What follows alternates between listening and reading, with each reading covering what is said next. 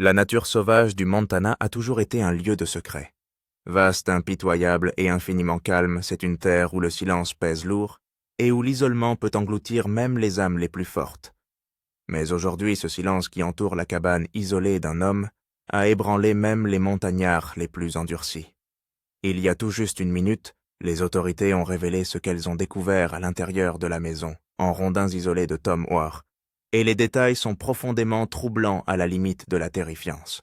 Pendant des décennies, Tom War, le visage emblématique de Mountain Men, a incarné tout ce que les gens croyaient être pur au sujet de la frontière américaine.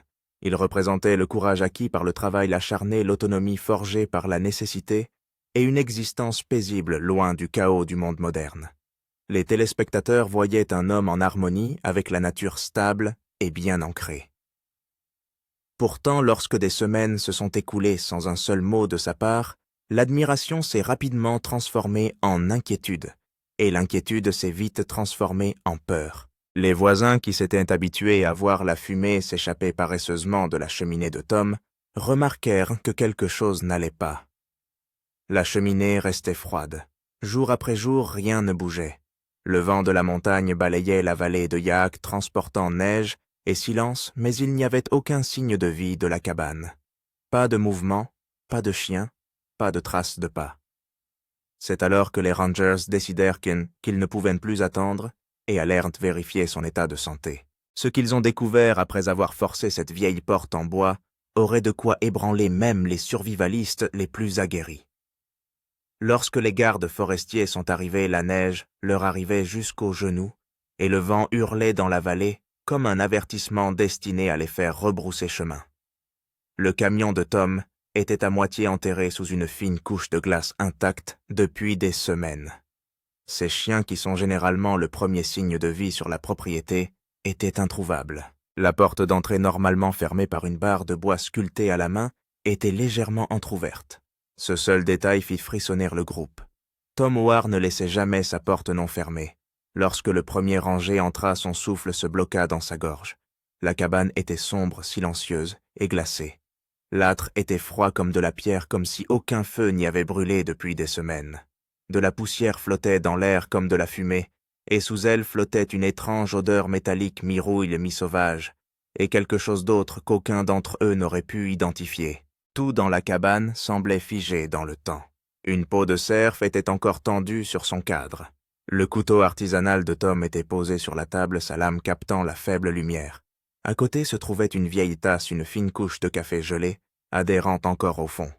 On aurait dit que Tom était simplement sorti pour un moment et n'était jamais revenu. Sur le mur du fond, un calendrier était accroché intact, sa dernière date, encerclé en rouge 3 octobre.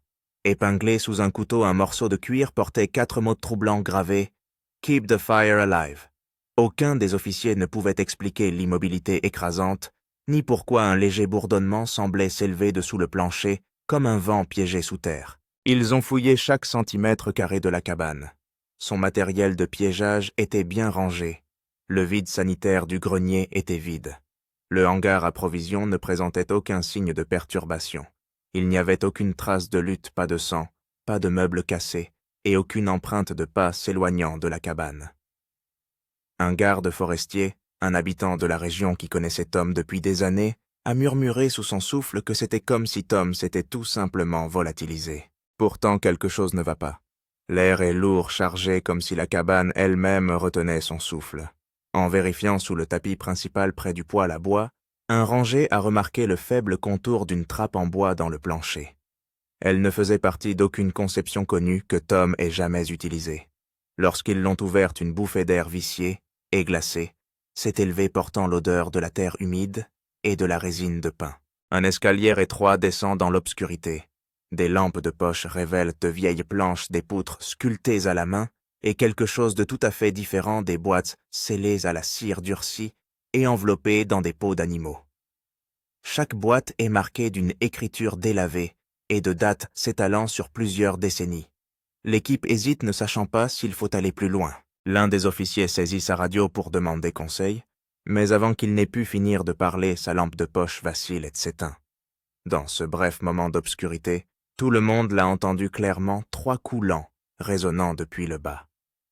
lorsque la lumière s'est rallumée du givre, avait commencé à se glisser sur les bords de la trappe comme si quelque chose en dessous insufflait de l'air froid vers le haut. Ils refermèrent la trappe et s'éloignèrent ébranlés. Ce qui se trouvait sous cette cabane n'était documenté nulle part, et personne ne pouvait expliquer pourquoi les planches autour de la trappe semblaient plus chaudes que le reste de la pièce gelée. Cette nuit-là, les gardes forestiers bouclèrent la propriété, repartant avec plus de questions que de réponses. Qu'est-ce que Tom Ware cachait sous sa maison? Et plus important encore, avait-il l'intention que quelqu'un le trouve? Le lendemain matin, une équipe spécialisée est revenue avec l'ordre strict de documenter tout ce qui se trouve sous la trappe. La tempête de la nuit précédente a plongé la vallée dans un silence artificiel. Le froid leur mord les poumons lorsqu'ils pénètrent dans la cabane, qui semble plus sombre qu'auparavant, comme si la forêt environnante les surveillait de près. Le faible bourdonnement était toujours là, régulier et rythmé, pulsant à travers le sol, comme un battement de cœur. Les caméras enregistrées, ils soulevèrent de la trappe une fois de plus. Une rafale amère s'engouffra épaisse, avec une odeur de pain humide et d'huile brûlée. L'escalier gémit sous leur poids, tandis qu'ils descendaient de leurs bottes, s'enfonçant légèrement dans le sol de terre en contrebas. Ce qui les attendait faisait dresser les cheveux sur la tête. Des dizaines de journaux reliés en cuir étaient empilés dans des caisses en bois, chacun scellé avec de la corde et de la cire. Le plus ancien n'était daté de 1972, bien avant que Tom Ware n'apparaisse à la télévision.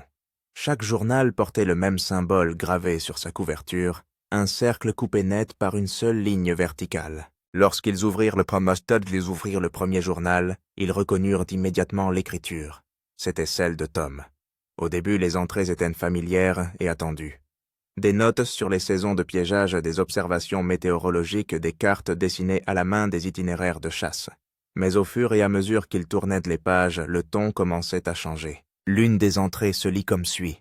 La lumière est revenue la nuit dernière. Les chiens se sont cachés sous le lit. Je l'ai entendu bourdonner dans les arbres. Une autre décrit des voix portées par le vent, chuchotant dans des motifs répétitifs qui durent des heures. Certaines pages sont maculées, l'encre étant brouillée par ce qui ressemble à des larmes ou à de la pluie. D'autres ont été entièrement déchirées. Un journal a été perforé en son centre d'un trou de balle unique et propre. En examinant la collection, ils découvrent des croquis qui font froid dans le dos des personnages debout, au milieu des pins, les yeux réfléchis, les membres allongés et peu naturels. Plusieurs dessins sont datés des mêmes jours que ceux où le service forestier local a signalé des bruits aériens inexpliqués, résonnant dans la vallée. Il devient clair que Tom n'a pas seulement enregistré sa survie, il a documenté quelque chose d'autre, quelque chose qu'il croit être en train de l'observer. À l'intérieur du dernier journal se trouvait un morceau de parchemin plié et scellé à la cire rouge, sur lequel était écrit en lettres tremblantes « Si vous lisez ceci, il est déjà trop tard ». À ce moment précis, le générateur qui alimentait leur lumière cracha violemment et le bourdonnement sous le plancher s'amplifia. La cabane au-dessus gémit comme si quelque chose de lourd s'était déplacé. L'un des rangers insiste pour qu'ils partent immédiatement, tandis qu'un autre prend son appareil photo. Mais avant qu'ils ne puissent immortaliser la scène, toutes les lumières s'éteignent d'un seul coup. Dans ce silence noir, un ranger a juré avoir entendu à nouveau les 3 mêmes coups provenant du sous-sol lent, délibéré et plus proche qu'auparavant.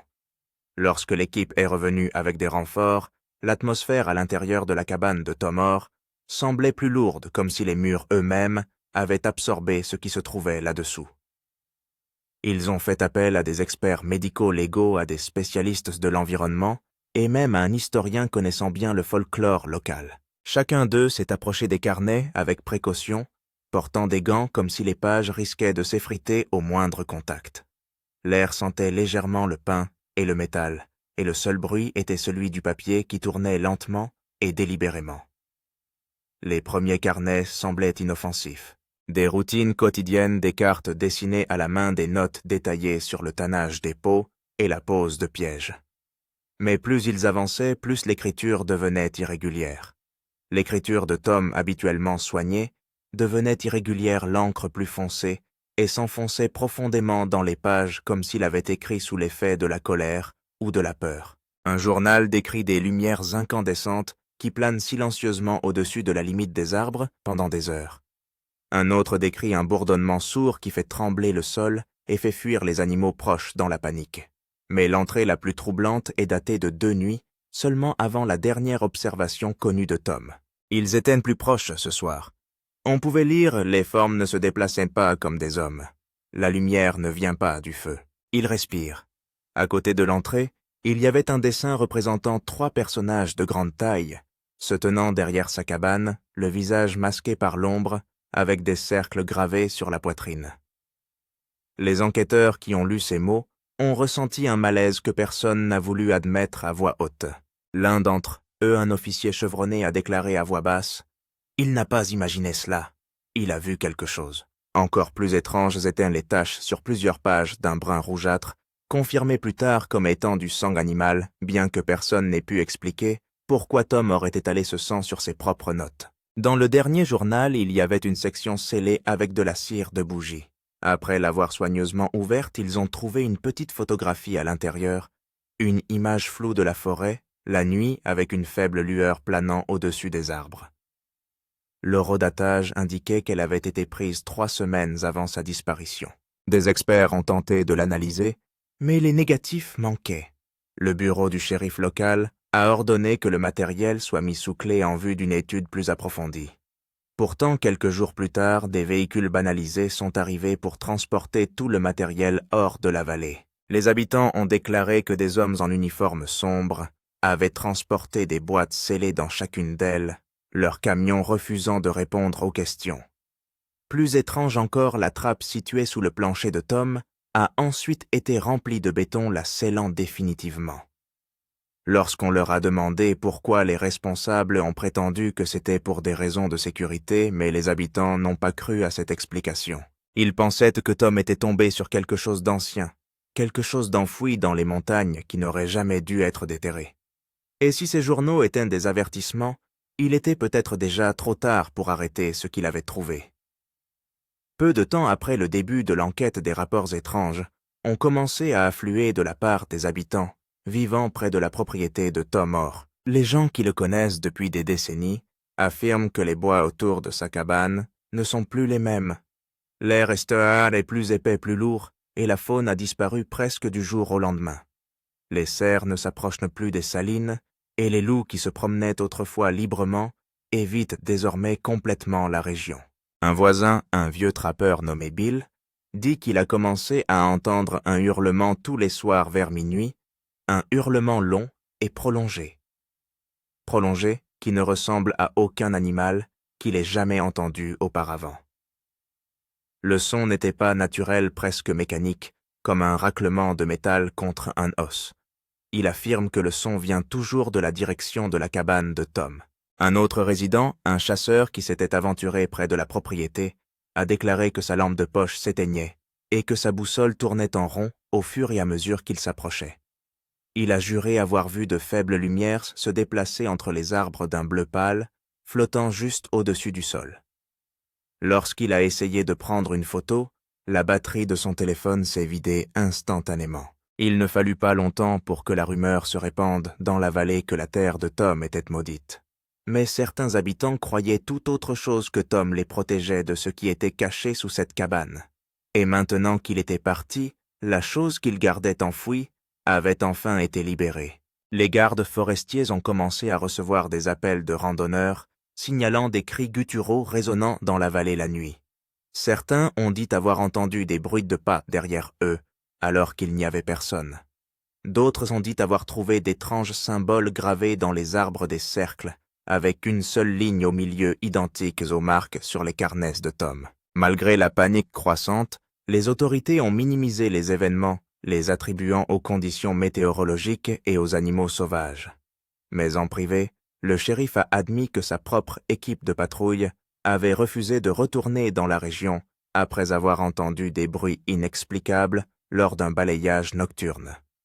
Pour aggraver les choses, les drones de recherche envoyés pour cartographier la forêt se sont écrasés l'un après l'autre, leurs signaux se perdant près des mêmes coordonnées, celles de la cabane de Tom. Même ceux qui ont eu le courage de visiter le site à la lumière du jour On dit avoir ressenti une intense énergie statique, comme s'il s'était trouvé trop près d'un fil sous tension. Bill, le vieux trappeur, l'a très bien exprimé. Cette terre respire maintenant. Il est vivant. Quoi que Tom ait trouvé là-dessous, il est éveillé. Qu'il s'agisse de folklore ou de quelque chose de réel, une chose est certaine. La nature sauvage autour de la cabane de Tom Orr a changé pour toujours. Quelques jours après les étranges rapports, la vallée de la Yoke a soudain été inondée de véhicules inconnus. Des SUV noirs et des camions banalisés roulent tranquillement sur les routes de terre, leurs vitres teintées cachant ceux qui se trouvent à l'intérieur. Au lever du soleil, les agents fédéraux avaient bouclé la zone entourant la cabane de Tom Orr. Les habitants de la région ont été informés que l'opération avait pour but de protéger l'environnement, mais personne n'y a cru. Des témoins ont affirmé avoir vu des hommes en combinaison de protection entrer dans la cabane, tandis que d'autres installaient des tours radio et du matériel de surveillance dans les profondeurs de la forêt. Les habitants ont reçu l'ordre de rester à l'écart, et toute tentative de filmer ou de photographier le site a été sanctionnée par des patrouillers armés et des caméras confisquées. Le même jour, le bureau du shérif a reçu une lettre officielle des autorités supérieures lui ordonnant d'interrompre immédiatement son enquête. Tous les documents, photos et preuves recueillis sur la propriété de Tom devaient être remis aux autorités fédérales. Même le béton coulé sur la trappe souterraine de la cabane a été réalisé sous la supervision du gouvernement. Lorsqu'on leur a demandé ce qui était protégé, les agents ont refusé de faire des commentaires, se contentant d'indiquer que la zone contenait des documents d'intérêt national. Mais les rumeurs se répandent rapidement. Certains disent que le gouvernement a trouvé quelque chose de radioactif sous la cabane, d'autres pensent qu'il s'agit d'un produit biologique. Quelques habitants ont même affirmé que les agents avaient retrouvé un gros objet enterré profondément sous la propriété de Tom, un objet métallique bourdonnant faiblement et gravé de marques correspondant à celles des journaux de Tom. Les habitants des environs ont signalé des surtensions qui ont grillé leurs radios et des voix étranges traversant les parasites chaque fois qu'ils essayaient de contacter le monde extérieur.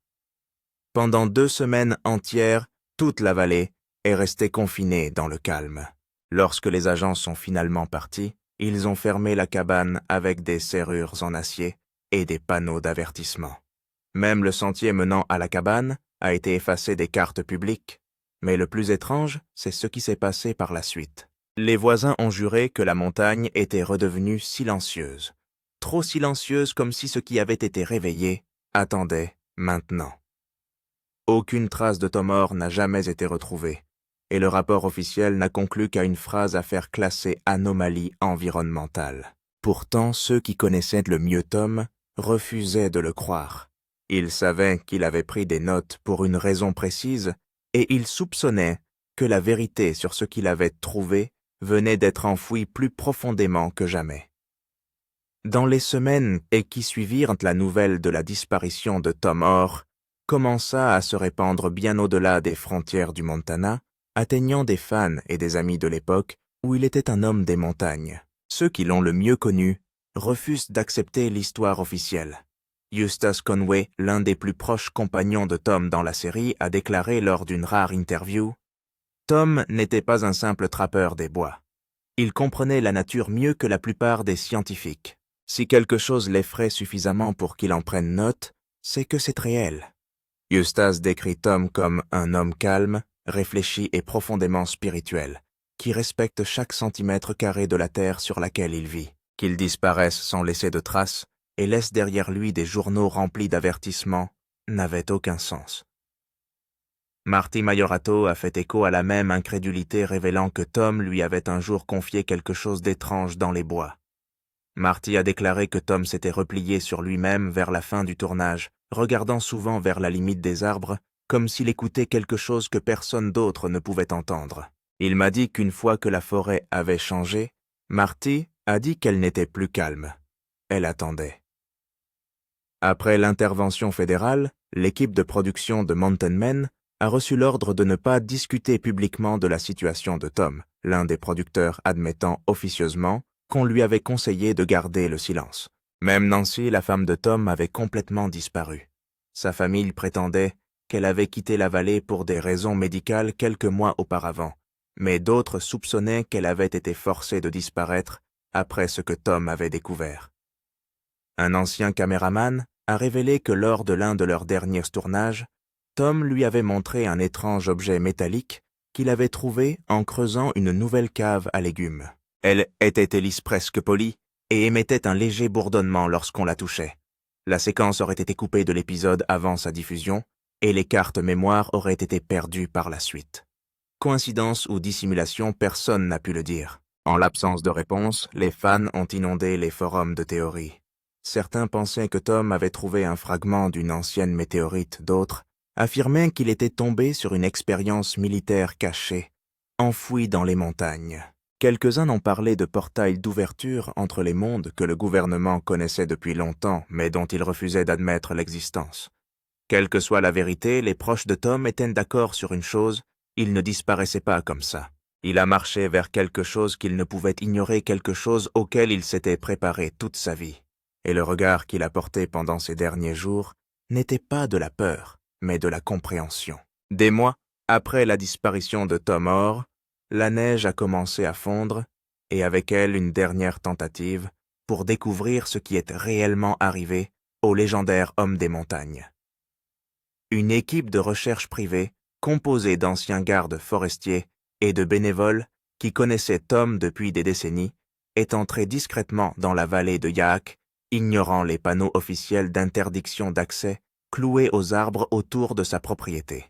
Ils ont apporté des chiens pisteurs, des drones thermiques et des détecteurs de métaux déterminés à trouver des réponses là où tout le monde avait abandonné. La cabane reste silencieuse, le gel s'insinuant dans ses coutures intactes depuis que le gouvernement l'a fermée.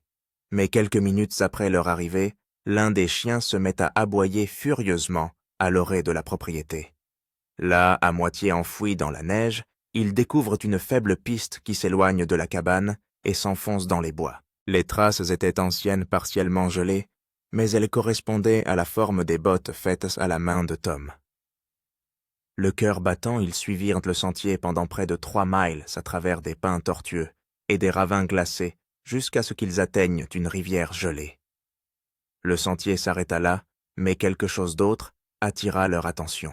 À quelques mètres de la rive se dressait un pin massif dont l'écorce était marquée d'une gravure qui donnait des frissons dans le dos. Les mots étaient grossiers, mais sans équivoque. Le sauvage se souvient. Les lettres avaient l'air fraîches, malgré le temps, et sous elles pendait une petite pochette de cuir nouée avec du tendon, celle que Tom utilisait pour ranger ses outils, pour allumer le feu. À l'intérieur se trouvaient plusieurs objets étranges.